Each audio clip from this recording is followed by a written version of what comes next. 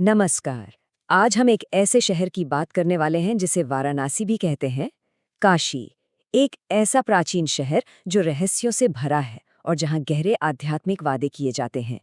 तो सवाल ये उठता है कि आखिर ऐसा क्यों कहा जाता है कि सिर्फ इस एक शहर में मृत्यु होने से परम मुक्ति मिल जाती है।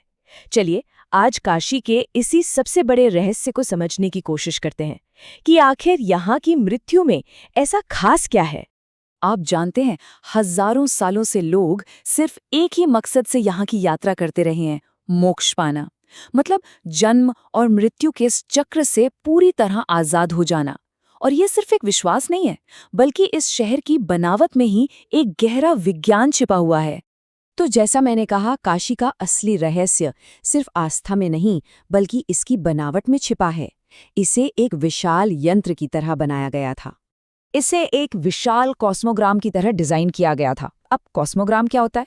ये एक ऐसी डिजाइन है जो ब्रह्मांड यानी मैक्रोकॉस्मॉस और इंसान यानी माइक्रोकॉस्मॉस को एक साथ जोड़ती है। तो काशी सिर्फ एक शहर नहीं, ये चेतना को जगाने वाली एक तरह की मशीन है। आपको जानकर हैरानी होगी कि जब काशी अपने चरम पर था तो यहाँ 72,000 पवित्र स्थान हुआ करते थे। और ये नंबर कोई इत्तेफाक नहीं था।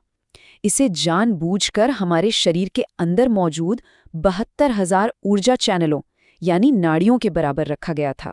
मतलब पूरी शहर को एक जिंदा शरीर की तरह बनाया गया था।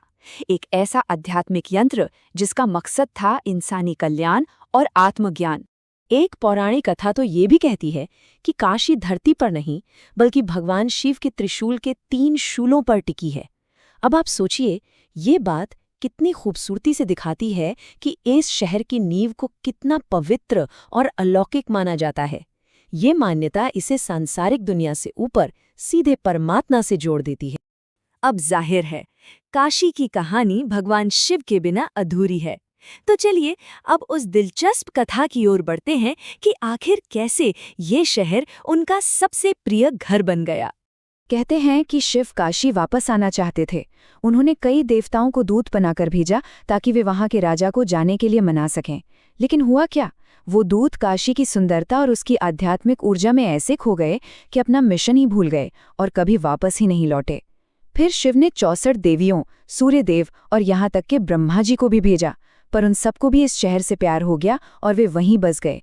आखिर में शिव ने अपने सबसे भरोसेमंद गणों को भेजा। वो भी वहां रुके, लेकिन शहर के संरक्षक बनकर शिव के आने की तैयारी करने लगे। ये कहानी बताती है कि काशी का आध्यात्मिक खिंचाव कितना जबरदस्त था कि देवता भी उसके आकर्षण से बच नहीं पाए। तो इससे साफ पता चलता है कि काशी का आकर्षण सिर्फ उसकी सुंदरता में नहीं था, बल्कि वहां आने वाले हर किसी को एक गहरा आध्यात्मिक अनुभव मिलता था। ये सिर्फ रहने की जगह नहीं थी, ये तो आध्यात्मिक जुड़ाव के लिए एक बहुत शक्तिशाली मशीन थी। अब आते हैं काशी के दिल पर, उसके भौतिक और आध्यात्मिक केंद्र यानी विश्वनाथ मंदिर पर।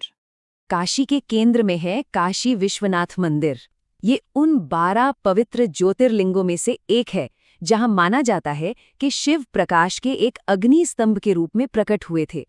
मतलब ये शैव धर्म में पूजा का एक बहुत बड़ा केंद्र है जिसकी जड़ें बहुत बहुत पुरानी है। लेकिन इस मंदिर का इतिहास संघर्ष और आस्था दोनों का रहा है। इसे इतिहास में कई बार तोड़ा गया। मुगल बादशाह औरंगजेब ने तो इसे ध्वस्त करके इसकी जगह पर एक मस्जिद ही बनवा दी थी। पर दूसरी तरफ अटूट आस्था की विरासत भी है। इसे बार बार हिंदू राजाओं ने फिर से बनवाया। जो मंदिर आज हम देखते हैं उसे 1780 में रानी अहिल्याबाई होलकर ने बनवाया था। ये सब दिखाता है कि बाहरी विनाश के बावजूद इस शहर की आत्मा और इसकी आध्यात्मिक ऊर्जा कभी खत्म नहीं हुई। और आज भी मंदिर के गर्भगृह में ये विश्वनाथ ज्योतिर्लिंग सदियों के उथल-पुथल के बाद भी उसी स्थायी आस्था का प्रतीक बनकर मौजूद है। तो अब आते हैं उस सबसे बड़े सवाल पर जिसका जवाब हम ढूंढ रहे हैं। आखिर काशी मुक्ति देती कैसे है? इसका जवाब हमें मिलता है मणिकर्णिका घाट पर, जो काशी का महान शमशान घाट है। और इसके नाम के पीछे, जिसका मतलब है रत्न जड़ित झुमका, एक बहुत ही शक्तिशाली कहानी छिपी है। कहते हैं कि जब देवी सती ने आत्मदाह कर लिया था तो दुखी शिव उनके शरीर को लेकर पूरे ब्रह्मांड में भटक रहे थे। और इसी दौरान सती का रत्न जड़ित झुमका यानी मणिकर्ण इसी जगह पर पृथ्वी पर गिरा था। बस इसी घटना ने इस जमीन को इतना पवित्र कर दिया कि ये दो दुनियाओं के बीच एक शक्तिशाली दरवाजा बन गया। तो मुक्ति मिलती कैसे है? इसका पहला जरिया है तारक मंत्र, यानी मुक्ति का मंत्र। मान्यता है कि यहाँ मरने वाले हर इंसान के कान में खुद भगवान शिव ये मंत्र फुसफुसाते हैं, और माना जाता है कि ये मंत्र पिछले जन्मों के सारे जमा हुए कर्मों को नष्ट कर देता है। और दूसरा जरिया जो और भी ज्यादा गहरा है वो है भैरवी यातना, यानी परम पीड़ा। ये एक ऐसी प्रक्रिया है जिसमें शिव अपने भयंकर काल भैरव रूप में मृत्यु के एक पल में ही आत्मा को उसके बचे हुए सारे कर्मों का अनुभव करा देते हैं।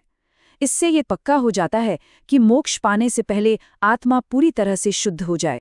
तो सोचिए, एक ऐसी दुनिया में जहां हम सब बस जिंदगी को लंबा करने पर ध्यान देते हैं, वहां एक ऐसा शहर है जिसे मृत्यु को सिद्ध करने के लिए डिजाइन किया गया था।